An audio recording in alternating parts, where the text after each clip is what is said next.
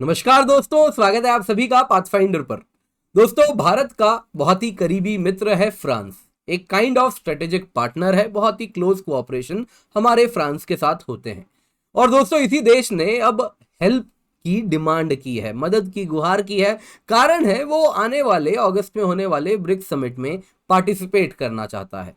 अब दोस्तों, कहीं ना कहीं इस न्यूज को लेकर ब्रिक्स के अंदर कुछ आप देखें तो डिवीजन देखने मिल रहा है। एक तरफ अगर आप देखें तो रशिया थोड़ा पैरानॉइड है। वो जाहिर सी बात है, ऑलरेडी एक जंग लड़ रहा है इस वक्त, और इस वॉर में कहीं ना कहीं वेस्ट के खिलाफ ही वो लड़ रहा है। और दूसरी तरफ चाइना है जो कि थोड़ा एप्रीहेंसिव है, लेकिन स्टिल फ्रांस को इनवाइट करना चाह रहा है, ऐसा अगर हम न्यूज पढ़े तो लग रहा है।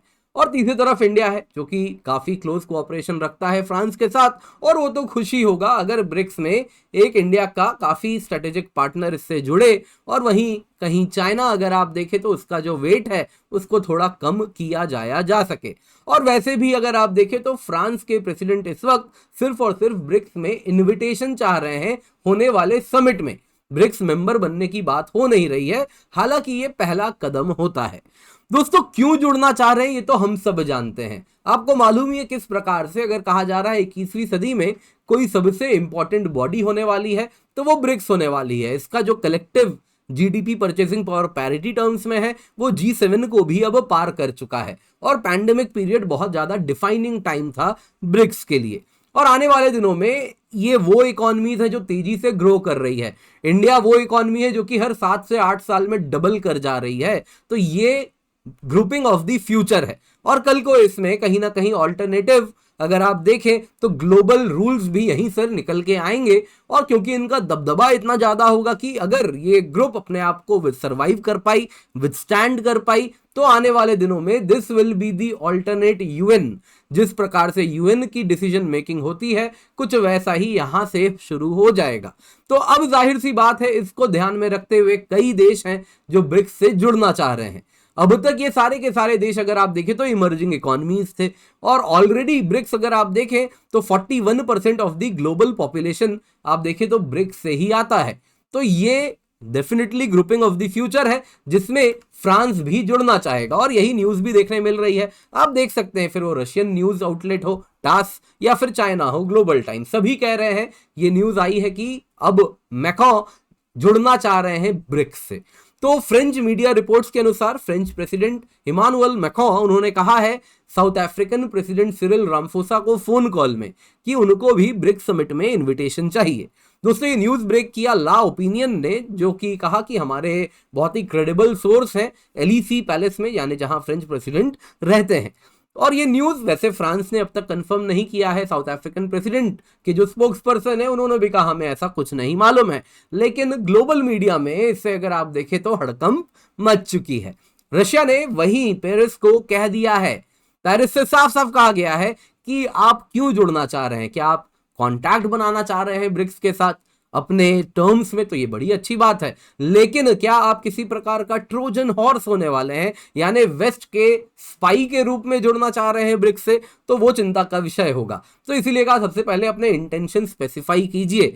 वहीं फ्रेंच मीडिया की बात करें तो वो कह रहे हैं कि देखिए, अभी जैसा इंटरनेशनल लैंडस्केप है, यानी जो मैंने आपको अभी बात बताई, ब्रिक्स कितना प्रभावशाली हो चुका है और फ्यूचर में और कितना ज्यादा प्रभावशाली होगा। तो इस इंटरनेशनल लैंडस्केप को देखते हुए वो अपने प्रेसिडेंट के इस मूव को बोल्ड और इनोवेटिव बता रहे हैं। दोस्तों, यहां आपको बता देता हूं, इमानुएल मैक्रों इस वक्त बहुत ज्यादा कहीं ना कहीं लोगों में इनके लिए प्रेम भी नहीं है। इस वक्त इनके जो रेटिंग्स हैं वो ऑल टाइम लो पे करीबन डिप कर चुके हैं, और इसमें ये न्यूज सामने आ रही है। अब दोस्तों, यहां पे जानना जरूरी है, फ्रांस ऐसा क्या है उसमें जो वो ब्रिक्स से जुड़ना चाह रहा है। दोस्तों, फ्रांस में एक बात है, वो स्ट्रेटेजिक ऑटोनॉमी को गार्ड करता है बहुत ज्यादा क्लोजली। आप सोचेंगे अगर इंडिया की बात करें तो हमारा डिफेंस कोऑपरेशन फ्रांस के साथ इतना अधिक क्यों है? कारण यही है, स्ट्रेटेजिक ऑटोनॉमी। कई बार हमें बेहतर मिलिट्री हार्डवेयर मिलता है, फिर भी हम फ्रेंच मिलिट्री हार्डवेयर को ही तवज्जो देते हैं। कारण क्या है? वॉर के टाइम जब इस मिलिट्री हार्डवेयर का उपयोग होना है, उस वक्त बाकी देश वेस्ट के प्रभाव में, किसी दूसरे देश के प्रभाव में सप्लाई बंद कर सकते हैं, लेकिन फ्रांस जो कि अपनी स्ट्रेटेजिक ऑटोनॉमी को गार्ड करता है वो एक रिलायबल पार्टनर है। तो क्या है फ्रांस की स्ट्रेटेजिक ऑटोनॉमी, इस पर चर्चा करते हैं, चलिए थोड़ी देर में। पर इससे पहले आपको एक जरूरी अनाउंसमेंट मैं कर देता हूं। अग्निपथ बैच है दोस्तों, आज से स्टार्ट हो रहा है, तो जल्दी से जाएं, यूज दी कोड KC10, इसका हिस्सा बन जाएं। 7,999 रुपए में आपको सब कुछ मिल रहा है यूपीएससी सिविल सर्विस एग्जाम को क्लियर करने के लिए। इसमें आपको 900 से अधिक घंटे लाइव क्लास के मिलेंगे, प्रीलिम्स मेंस इंटरव्यू का व्यापक कवरेज मिलेगा, टेस्ट सीरीज मिलेगी, प्रीलिम्स की भी, मेंस की भी, जिसमें जीएस भी है, सीसैट भी है, सेक्शनल टेस्ट भी है, फुल लेंथ टेस्ट भी है, यानी आपको कॉम्प्रिहेंसिव तरीके से आपकी तैयारी हम करवाएंगे। अगर आपको हिंदी माध्यम में पढ़ना है तो उसकी भी प्रिपरेशन हम करवाएंगे। बस आपको कूपन कोड KC10 लगाना है सो दैट आपको डिस्काउंट मिल सके, अन्यथा प्राइसेस ज्यादा दिखेंगी, कोड लगाते ही प्राइस गिर जाएगी। इस लेक्चर का PDF भी मैं आपके साथ शेयर कर दूंगा, आप डाउनलोड कर सकते हैं। तो दोस्तों आप देख सकते हैं, हाल की ही बात है, आप देख सकते हैं यहाँ पे 2023 का ये न्यूज है 9 अप्रैल का, जब French president Emmanuel Macron EU को कहे थे कि हमें यूएस और चाइना को, यूरोपियन यूनियन को कहा था कि हमें यूएस को फॉलो नहीं करना चाहिए चाइना और ताइवान वाले मुद्दे में। इसके सिवा अगर आप देखें तो चाइना वो गए भी थे और इस प्रकार की बातें उन्होंने की थी, जिससे काफी ज्यादा वेस्टर्न न्यूज में, वेस्टर्न थिंकर्स में एक हड़कंप हो गया था। तो दोस्तों कारण बड़ा सिंपल है, फ्रांस के लिए strategic autonomy of utmost important है। दोस्तों यहाँ पे आप जो तस्वीर में देख रहे हैं ये है फ्रेंच जनरल, जो कि बाद में फ्रांस के प्रेसिडेंट भी बनते हैं, चार्ल्स डिगोल। ये अगर आप देखें तो जब फ्रेंच प्रेसिडेंट बन जाते हैं सेकेंड वर्ल्ड वॉर के बाद, सेकेंड वर्ल्ड वॉर में इनका काफी कंट्रीब्यूशन होता है जंग में, तो उसके बाद इन्होंने अमेरिका को वियतनाम वॉर पे लताड़ भी लगाई थी। चार्ल्स डिगोल ने यूएस ग्लोबल डॉलर डोमिनेंस के ऊपर भी सवाल उठाया था, उसको भी प्रोटेस्ट किया था। फ्रांस इनके अंदर अपना न्यूक्लियर वेपन बनाता है और फ्रांस को नेटो से काफी ज्यादा ये दूर भी खड़े कर देते हैं। मैक्रों अगर आप देखें तो इन्हीं के उत्तराधिकारी हैं, उन्होंने कहा था 2019 में नेटो इज ब्रेन डेड। इसके सिवा जब ऑस्ट्रेलिया, यूके, यूएस इनके बीच में ऑकुस जो आपको मालूम है डील हुआ था, उसके बाद फ्रांस ने बहुत ज्यादा इस डील को लेकर विरोध भी किया था और यूएस ऑफिशियल्स स्टक थे कि बाकी वेस्टर्न कंट्रीज को इतनी हिम्मत नहीं है, लेकिन फ्रांस कैसे कर सकता है ये।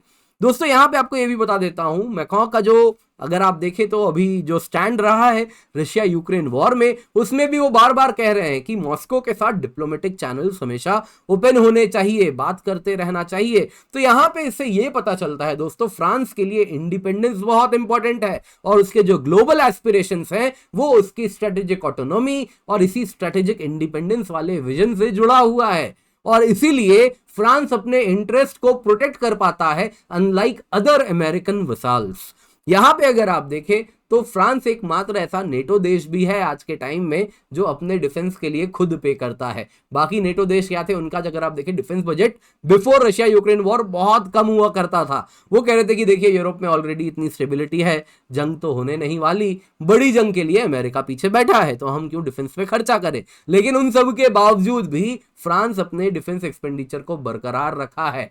तो इसके लिए स्ट्रेटेजिक ऑटोनॉमी बहुत जरूरी है और इसीलिए कहीं ना कहीं वो आज ब्रिक्स से जुड़ना चाह रहा है, क्योंकि वो समझ रहा है यही है grouping of the future. US के पीछे रहेंगे तो कहीं ना कहीं हम ऑब्सोलीट हो जाएंगे। पर दोस्तों यहाँ पे रशिया के कंसर्न्स भी हैं। रशिया अगर आप देखें दोस्तों तो वो एक जंग लड़ रहा है, बहुत ही वाजिब कंसर्न है उसके। वो ये जो जंग है कहने को तो यूक्रेन के खिलाफ है, पर दोस्तों ये वॉर में यूक्रेन बस एक बैटलफील्ड है जो सिर्फ और सिर्फ कैनन फॉडर सप्लाई कर रहा है। यानी वो लोग अनफॉर्चुनेटली जो जंग में मारे जा रहे हैं, आजकल और एक टर्म यूज किया जा रहा है मीट ग्राइंडर, है ना, ये जो जंग है और कुछ नहीं मीट ग्राइंडर है, लोग जा रहे हैं और पिस रहे हैं। तो उस प्रकार में यूक्रेन बस और बस cannon fodder meat grinder supply कर रहा है। बाकी जो जंग रशिया लड़ रहा है इस वक्त वो वेस्ट के खिलाफ है, यूक्रेन बस फील्ड है। तो इसमें अगर आप देखें तो फ्रांस अगर आप देखें अपनी स्ट्रेटेजिक ऑटोनॉमी को वैल्यू करता है, लेकिन फिर भी रशिया के पर्सपेक्टिव में देखिए वो समझ रहा है फ्रांस सब कुछ ठीक है, स्ट्रेटेजिक ऑटोनॉमी वाली बात है, लेकिन it is still part of the western world. फिर वो इकोनॉमी की बात हो तो यूरोपियन यूनियन का हिस्सा है, डिफेंस की बात हो कितना भी कर लो लेकिन नेटो सदस्य है। रशिया यूक्रेन वॉर की ही बात ले लीजिए तो उसने यूक्रेन के पीस प्लान को प्रपोज प्रपोजल में वजन दिया था और यूक्रेन का peace plan totally one sided था। तो ये कहीं से भी एक न्यूट्रल प्लेयर तो नहीं है। तो रशिया ये बात समझ रहा है और इसीलिए मॉस्को का कहना जो कंसर्न है वो बिल्कुल सुपरफ्लस नहीं है, यानी कि अगर आप देखें तो ये बिल्कुल वैलिड कंसर्न है, क्योंकि रशिया और वेस्ट के बीच में जो दरार है ये बहुत गहरी हो चुकी है। तो इसमें रशिया बहुत कॉशियस है और इसलिए फ्रांस को कह रहा है अपने इंटेंशन आप पहले स्पेसिफाई कीजिए। बाकी ब्रिक्स मेंबर का क्या? चाइना कॉशियस है लेकिन पैरानॉइड नहीं है। दोस्तों मैक्रोन, आपको मालूम है मैक्रोन चाइना विजिट किए हैं और उसके बाद अगर आप देखें तो कुछ ट्रस्ट बिल्डिंग हुआ है दोनों देशों के बीच में, जहां पर जाके उन्होंने कहा कि चाइना ताइवान वाले मुद्दे में यूरोप को दूर रहना चाहिए। तो इसी में ग्लोबल टाइम्स की अगर हम लाइन पढ़ें तो उसमें लिखा है कि फ्रांस एक ब्रिज का काम कर सकता है इन दो वर्ल्ड कैंप्स के बीच में, जिसमें एक तरफ ब्रिक्स कंट्रीज हैं, दूसरे तरफ ये पश्चिमी देश हैं। तो इमर्जिंग एंड डेवलप्ड इकोनॉमीज के बीच में ये एक वैलिड ब्रिज हो सकता है और अगर ये ऑब्जेक्टिव इसकी अचीव हो जाती है तो इसका जो इंटरनेशनल स्टेटस है, जो स्टेचर है, वो डेफिनेटली बढ़ेगा। तो यानी कि ग्लोबल टाइम्स जो कि काइंड ऑफ चाइना का माउथ पीस है, वो समझे अगर आप तो दैट इज मतलब काइंड ऑफ ओपन कि फ्रांस आए कोई दिक्कत नहीं है। इंडिया तो आपको मालूम ही है दोस्तों, हमारा तो हम चाहेंगे ही वो भी सदस्य भी बन जाए तो हमें खास दिक्कत नहीं होगी एज सच, लेकिन डेफिनेटली वो फिर भी बाद की बात है। इस वक्त अगर आप देखें तो अगर वो ब्रिक्स में इनविटेशन मिलता है, फ्रांस आना चाहता है, तो हम तो खुशी होंगे। जहां तक बात है अफ्रीका की, साउथ अफ्रीका के सिरिल रामफोसा कहीं ना कहीं इसमें वो स्टक है। एक टाइम में सिरिल रामफोसा ने कहा था कि हम सारे अफ्रीकन कंट्रीज को ब्रिक्स समिट में इनवाइट करेंगे। हालांकि वो बात बदल गई, लेकिन याद रखिएगा आज भी अफ्रीका में फ्रांस एक बहुत डोमिनेंट प्लेयर है। आप देख सकते हैं वेस्टर्न अफ्रीका में फ्रांस का दबदबा था एक टाइम में। अलग अलग देशों को देख सकते हैं, ये इनका अर्स्टवाइल कॉलोनीज था और ऐसे भी रिपोर्ट्स हैं कि आज भी डी फैक्टो कॉलोनियल स्टेटस है इनमें से कई देशों का। आज भी इनकी इकोनॉमी फ्रेंच नियो कॉलोनियलिज्म का शिकार है आप कह सकते हैं। तो इस वजह से France is still a very dominant player when it comes to Africa, globally भी डोमिनेंट प्लेयर है। तो इसीलिए अफ्रीका भी कहीं ना कहीं जो सदस्य हैं वो भी उनका काफी क्लोज कोऑपरेशन भी है। कुछ लोग कहते हैं कि नियो कॉलोनियलिज्म का ये सिंबल है, लेकिन जो भी है दोस्तों ग्लोबल रियलिटीज ये हैं कि वो इंटरलिंक्ड है फ्रेंच इकोनॉमी के साथ और फ्रेंच पॉलिटी के भी साथ, और इस वजह से कहीं ना कहीं फ्रांस एक रोल वहां पे काफी मजबूत होल्ड करता है और इस वजह से भी फ्रांस अफ्रीका में होने वाले ब्रिक्स समिट का सदस्य बनना, एटलीस्ट मेंबर इनविटेशन पाना चाहता है। दोस्तों यही पूरी न्यूज है। आने वाले दिनों में इसमें और क्लैरिटी आएगी तो इस पे और एक वीडियो मैं तब जरूर बनाऊंगा, लेकिन आज के लिए वीडियो पसंद आई होगी तो लाइक जरूर कीजिएगा। लेक्चर का लिंक आपको मैं पीडीएफ का दे दूंगा, तो लिंक से आप डाउनलोड कर सकते हैं डिस्क्रिप्शन बॉक्स में नीचे। इसके सिवा दोस्तों आपके लिए हम अलग से CSAT कोर्स लाए हैं, यूज द कोड KC10 इसका हिस्सा बने। प्रीलिम्स टेस्ट सीरीज है दोस्तों 2999 रुपए में, आप सेपरेटली ले सकते हैं। मेंस टेस्ट सीरीज है दोस्तों 2499 रुपए में। बोध हिंदी बैच है दोस्तों 7999 रुपए में। तो बोध हिंदी बैच में हिंदी माध्यम में पूर्ण रूप से अग्निपथ जैसा ही आपको ऑफरिंग मिल रही है। यूज द कोड KC10 इसका हिस्सा बने। हमारी टीम है, बहुत ही एक्सपीरियंस टीम है। पर्सपेक्टिव सीरीज को देखें और सारे ही सोशल मीडिया हैंडल्स पर हमें जरूर फॉलो करें।